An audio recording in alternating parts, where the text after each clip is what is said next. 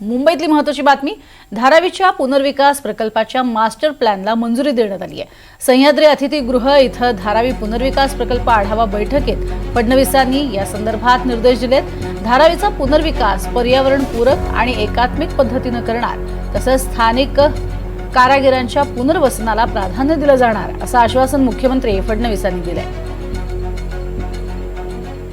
धारावीचा master plan मंजूर झालेला आहे आणि अर्थातच पुनर्विकास प्रकल्पाचा हा मास्टर प्लॅन ज्यात अर्थात स्थानिक कारागिरांना जास्त त्यांच्या पुनर्वसनाला प्राधान्य दिले गेलेले आहे।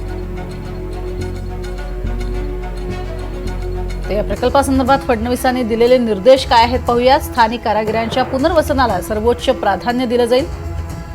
धारावीचा पुनर्विकास पर्यावरणपूरक आणि एकात्मिक पद्धतीने करणार। मूळ रहिवासी असलेल्या प्रत्येकाला घर द्यायचं। धारावीमधील प्रत्येकाला पुनर्वसन प्रकल्पात न्याय मिळाला पाहिजे। स्थानिक जनतेला विश्वासात घेऊन विकासाची कामं करावीत, अशा स्वरूपाचे निर्देश हे मुख्यमंत्र्यांनी दिलेत।